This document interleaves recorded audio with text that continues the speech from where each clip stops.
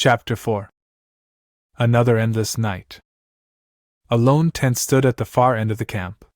Flames danced as air filled with the scent of death fueled the torches. An old book lay sprawled open, strong fingers turning the pages at intervals as red pupils absorbed everything on them. A small candle melted patiently downward, pushing loose strands of cloud-colored hair back from his face.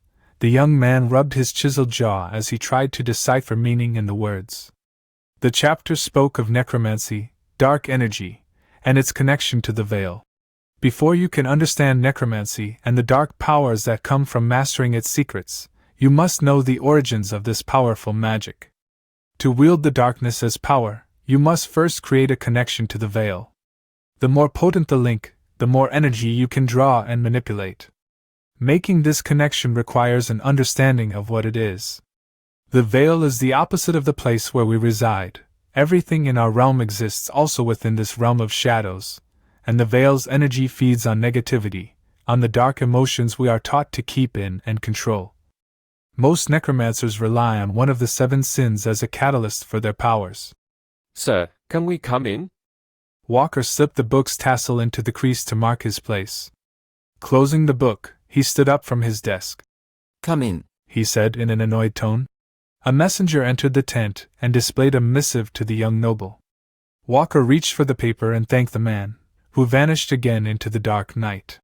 Turning the letter over in his hands, he marveled at the insignia in the sealed wax. The detail of the eagle held his attention for a moment before he made his way back to his desk to pick up a knife. The crimson seal was easily cut through as he unfolded the letter. Walker Forenza, you're dead. Walker's eyes narrowed with anger. Holding the letter up to the candle, he allowed the flame to devour it. Footsteps sounded outside his tent. Walker closed his eyes and opened up his senses to read the energy of those nearby. Then without a noise, his tent was attacked. Using the veil's absolute power, he dispersed himself into black smoke and moved to a more advantageous spot. Reconstituting himself, he reached his hands out of the smoky shadows and took control of the blood within his attackers' bodies, bringing them down to their knees. Walker's eyes ignited with veiled energy as each man was pulled apart. He allowed their screams to carry throughout the camp, causing the sergeant at arms to rush over to the tent. The soldier in charge of policing the camp turned pale as he saw the dismembered bodies laid out before Walker's feet. Raising their weapons, the soldiers encircled the prince. Raising his own arms in turn, Walker allowed the energy from his body to pour out. He remained calm as he pushed it outward, knocking the soldiers back. Enough, Tyreen said as he entered. Soldiers, stand down now. Looking towards Walker, Tyreen raised a meaty index finger. Walker, shut it down now. Walker's power lessened as he allowed the soldiers to get to their feet. Explain yourself. Tyreen looked around, trying to piece the situation together. I was attacked. Walker shrugged as he looked around at the damage he had done. Where's the proof? One of the soldiers demanded. I burned it. He pointed toward the ash still floating down from the candle on his desk, showing them that he was in control with a confident arrogance. Tyreen shook his head. Walker, get your stuff. You're moving into my tent with me. Walker looked surprised and scared. I'd like to stay put. I'm fine right here. The young prince's throat tightened, adding a fretful tone to the proud aristocrat's words. A smile appeared on Tyreen's face. Are you defying my orders, brat? He stepped forward, beginning to unleash his energy and causing a disturbance in the camp. The full immensity of his power was a secret known only to Walker and a select few veterans of the clan war. Fine. Walker nodded as he collected the last of his things. Hurry it up. The others are gathered already and I don't want to keep them waiting. They are eager to meet the newest addition to our little group. He started pulling his things together. Not one to flaunt his strength, Tyreen regulated his power as Walker fell in line, and he stood watch as the young soldier gathered his books and armor. Allowing the torches to light their path, Walker and Tyreen walked side by side past rows of dark green tents to the regiment's area. When we arrive, Sparks erupted from a tent near Tyreen's. A powerful suction drew in the fire from the torches, plunging a part of the camp into darkness. Enormous amounts of heat and energy were being condensed into a single point. Soldiers scrambled away from an oncoming explosion, terror filling their eyes. Panicking voices intensified, and a crowd of onlookers pushed their way up. Tyreen pushed through with his powerful arms, on the verge of rage. Move out of my way. The ferocity in his voice caused the idle soldiers to disperse, allowing Tyreen and Walker to reach his tent. Stopping in the darkness, he opened the flaps of the next tent. There he found 2 of his men pinned to the ground by his manipulator. What's going on here? Tyreen asked in a less confrontational tone as he raised his hands in front of him. Lilith, can you release them? Whatever they did, let me deal with it. Lilith looked angrily down at the soldiers. The heat from the fire she had gathered grew, separating the two. Louis and Kramer, get over here. The 2 men edged around the space, doing their best to avoid the manipulator. Lilith, I'm going to take these idiots to my tent. And let you calm yourself before you join the group. The intensity in Lilith's eyes faded as the others left the tent, leaving her only with vengeful thoughts. What the hell did the 2 of you do to get her so riled up? Louis looked at Kramer with disgust. Kramer told Lilith about the brothel in the capital. Tyreen let out a deep sigh as Kramer sat down in the corner of the tent with a large grin. Your indiscretions are your own problem, Louis. But when your decisions affect my team, you force my hand. He felt around in the darkness for a chair and sat, resting his legs. As his bottom touched the wood, the torches and candles regained their flames, illuminating the nearby tents and bunks and letting the mood relax again. You're going to find a way to make amends with your girlfriend. Lilith is not his girlfriend anymore. She dumped him. Kramer spoke up. He couldn't contain himself and slid down to the cold ground laughing, rubbing salt on Louis's wound. Louis's embarrassment turned to anger as he focused his attention on Kramer. None of this would have happened if you didn't open your mouth. Kramer gave him a deadpan look. None of this would have happened if you could stay focused and keep it in your pants. He let out another loud laugh. Walker felt a headache coming on. Tyreen slammed his fist down on the desk. We are on the verge of a battle with Lestragonians and you're goofing off. Get yourselves together now. Kramer stood up straight, fighting back a smile. Tyreen yelled out for a messenger, and the short man in black entered the tent. Orders, sir. I need you to run an errand for me, since I'm stuck with babysitting these 2. Yes, sir. I want you to find my remaining members, Yoshi and Belin. Do you know them? I do, sir. Tyreen looked the man over succinctly and sent him on his way.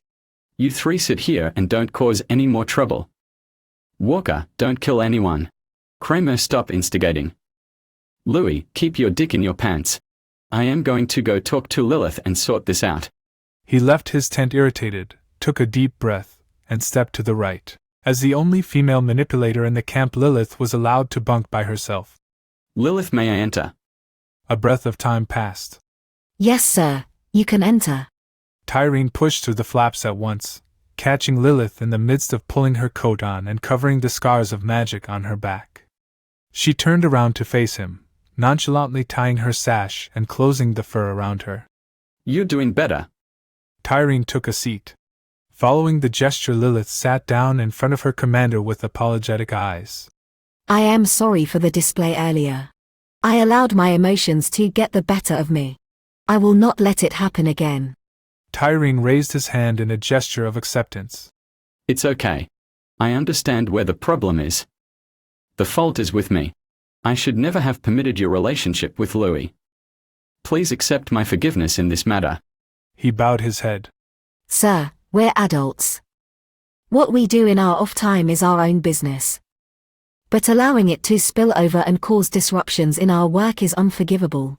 I ask that you allow me to take responsibility for my actions. Lilith sat straight, waiting for Tyreen's response. Fine. You and Louis will henceforth no longer have a personal relationship. You will act according to the Army's guidelines and you will not use your power on any other soldier, even if they deserve it. Lilith nodded. Now I've sent for Yoshi and Belin. I want you all to meet our new recruit. But there's still some time before the meeting, so use it to reflect on what happened.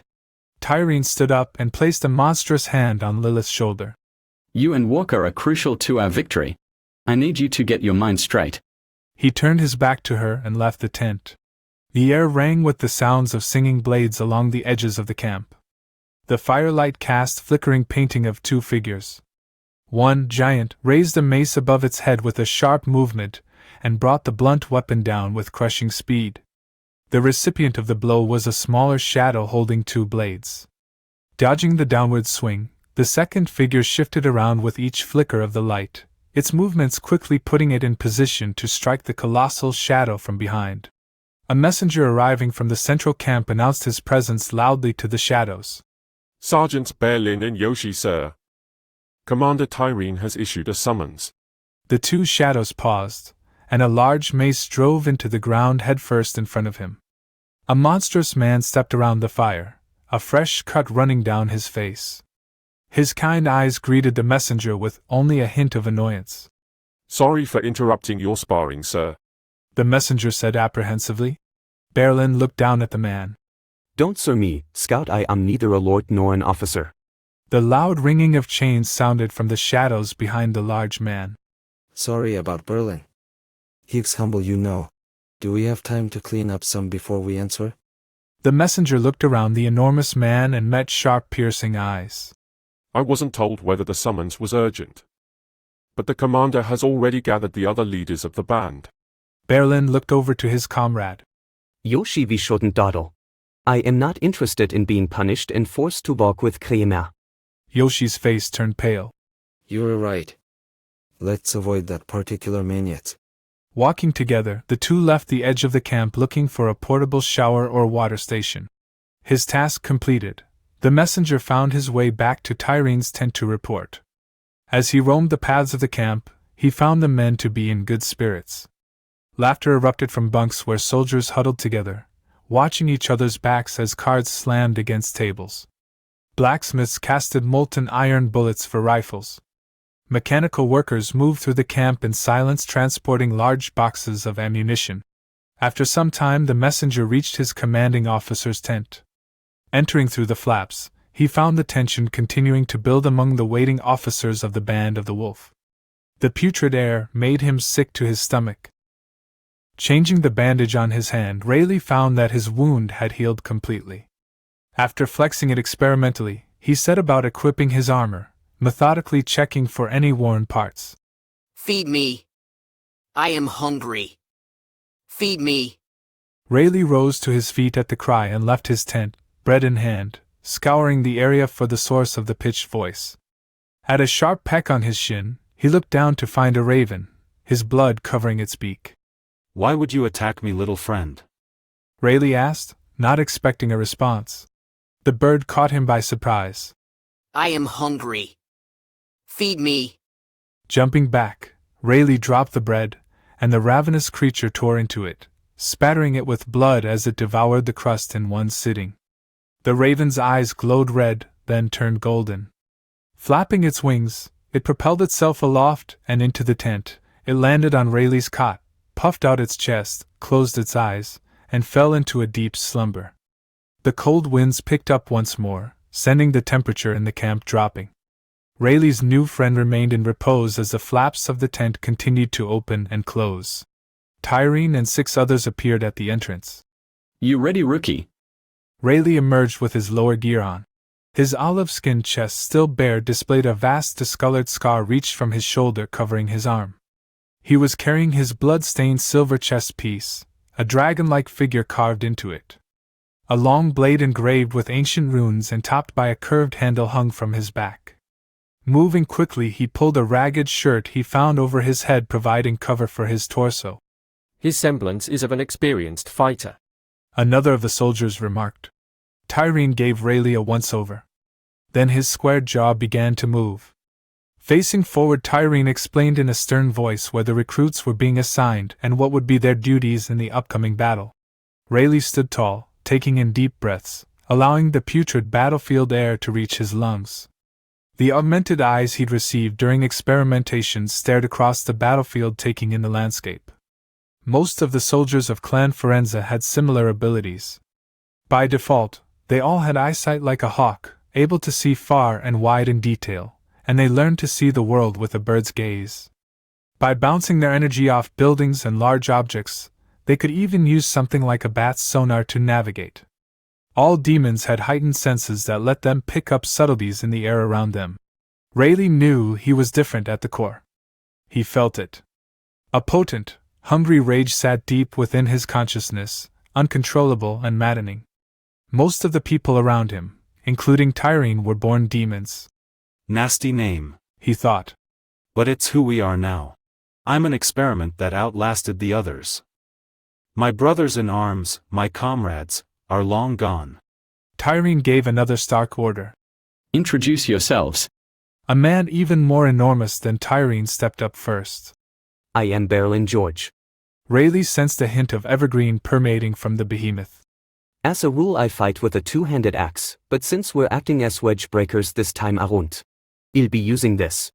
Berlin reached behind him and swung round a giant iron wolf's head mace, the haft carved from the black forest trees of his native lands. The strength it must have taken to wield it bordered on the ridiculous. I'm also rather sturdy. He uncovered a substantial scar above his abdomen, where an axe had broken through his ribs. Then he started laughing. His short hair showed a similar blemish above his forehead. A man of a more normal size stepped up beside Berlin, holding a spear. Two short swords were strapped to his back just above the waist. I am Louis Connorfried, he said in a strong accent. His hair was slicked back, and his perfume gave off a subtle aroma of the sea. It sounds like we're going to be colleagues. A good-looking man, tall and conscientiously groomed, he still seemed like a child standing next to Tyrene and Berlin. A slightly smaller man of Eastern descent appeared from the shadows. Berlin, enjoying the moment and still laughing, patted the man's shoulder. This little fellow does not like to speak much, but he's a clever little shit and plays tricks with his opponent's might. Yoshi had his hair tied in the back and was twirling around a couple of chain axes. The weapons appeared to be painfully grafted to his arms. He smiled at Rayleigh and reached out to shake the recruit's hand.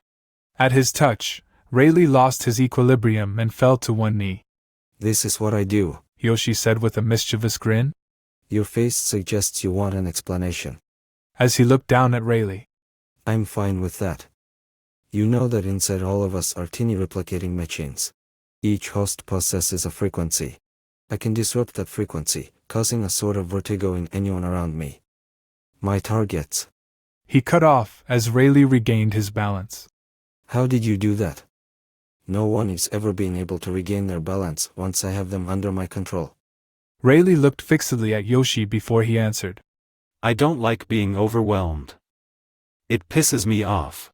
I became enraged and allowed my anger to take over. It flows through my body, violently breaking your control over my senses. I guess you could say I'm strong-willed. This overwhelming rage has served me well so far. Some friends I traveled with gave me the nickname Surly. Yoshi stepped back, examining Rayleigh carefully, before faintly murmuring. Interesting.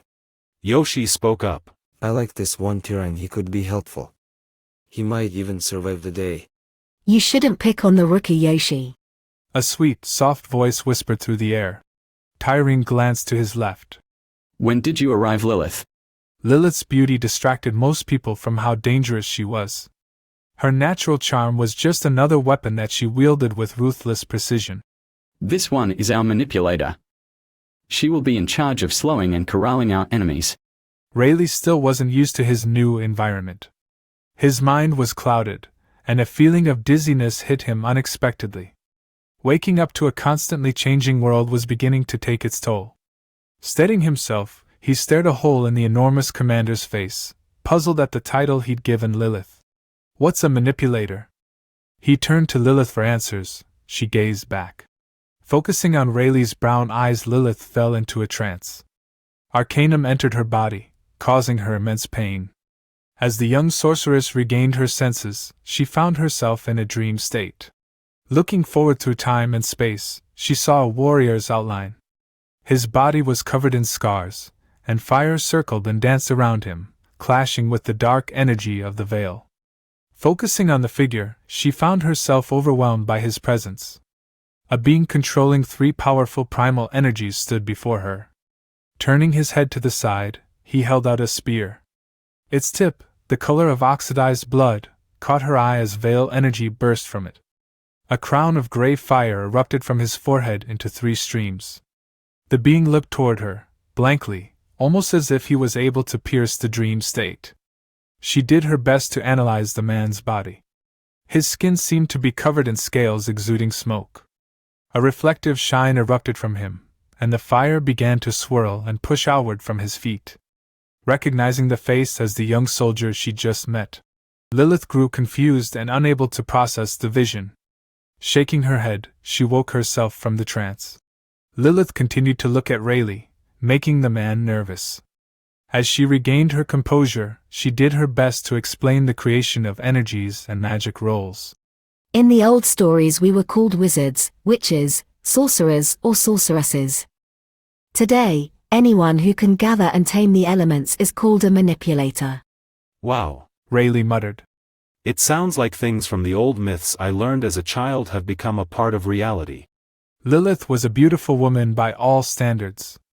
Her long, raven hair did little to hide her piercing green eyes.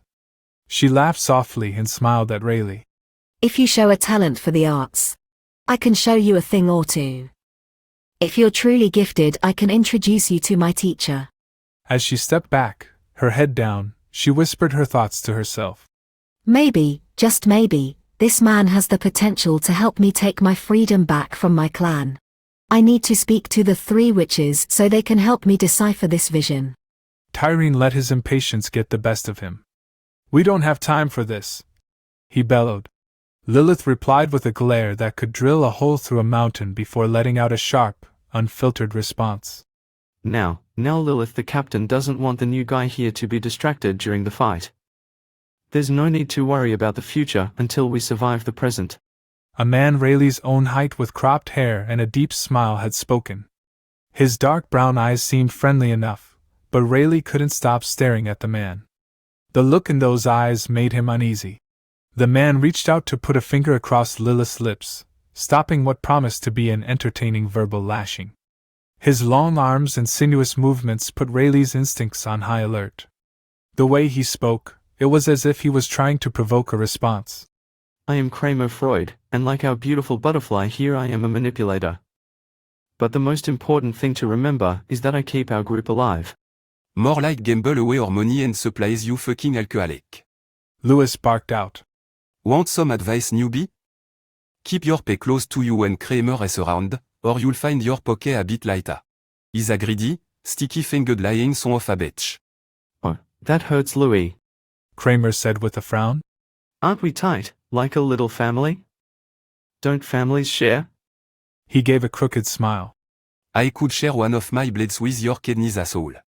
Kramer kicked up a cloud of dirt, and in the moment, Lewis blinked, he spit a heavy ball of mucus at him. The projectile flew through the sky, missing entirely and leaving a gob of snot on Walker's polished black boots where he leaned lightly against Rayleigh's tent. That wasn't nice, Kramer. Why would you spit on your squad members? Never mind, I don't really care. Your real error was allowing your filthy spit to land on my boot. His anger boiling over, he stepped forward, loosening his hands.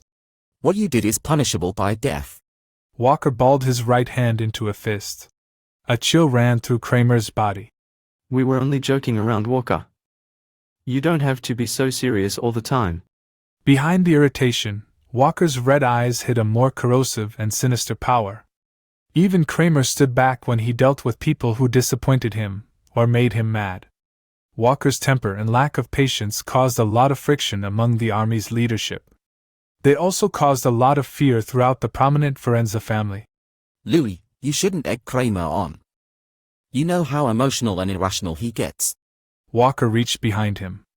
Drawing a dagger, he tossed it at Kramer's feet, causing the slithery man to fumble backward. The wind picked up again, carrying the raw stench of blood as decay began to circle the camp. Walker turned towards Rayleigh, calming himself and recollecting his manners. I am Walker, a prince of the Ferenz clan. Walker was slightly taller than Rayleigh, at 6 feet 7 inches, and had long white hair and red pupils. Okay, that's all 7. Kid, you introduce yourself now. Tyreen ordered. My name is Rayleigh. I recently arrived from what used to be a prominent civilization across the sea to the west. I was found there by the old man, Theodric Ferenza. He gave me a letter and sent me here. Then an old Ferenza general sent me south to the Ferenza Military Training Academy. After graduating I was sent to the north, where I stand now. Tyrene looked like a deer in headlights. Old man. Don't talk that way out loud again.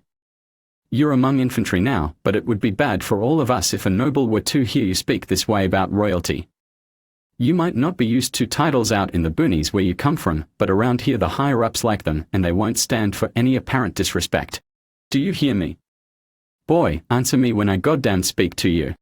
Walker pushed closer to Rayleigh. My grandfather found you? Where is he now? What game is he playing? As Walker grabbed Rayleigh by the collar of his ragged shirt. I don't know, Rayleigh replied as he tried to push Walker back. They woke me from a frozen slumber. All I remember is going in for surgery. He knocked Walker's hands free of his shirt, tearing it some more. The world I remember was different. I was different. I was one of just a few survivors at the installation I was stationed at. Just 6, apparently. The others woke up around the same time and left in different directions. Tyrene's eyebrows perked up. You're a forebear. You're one of our predecessors. I have no idea. I was injured in a war and sent home for medical treatment. I enrolled in an experimental program to regrow my missing arm. They took me to a giant tank full of liquid and told me to relax. Next thing I knew I was being thawed out and shipped here like a piece of beef. How old are you? I was born in the late 20th century. I have no idea what year it is by that calendar. I guess I am an antique now. Tyrene rubbed his temples. It doesn't matter now. Your papers assigned you to us, so now we are your family. If we survive this battle, I like to hear more about your memories. I'm okay with that. Rayleigh took an uncomfortable breath. From over the hill, a division of soldiers approached in plain clothes. Message from headquarters. Their leader said, Grab your gear. You're to move out and report to the staging area. Metal rang against metal through the camp as soldiers made ready for battle. The calm night was replaced by nervousness and uncertainty. The officers felt the tension and unease as they made their rounds. They did what they could to keep their soldiers calm and relaxed.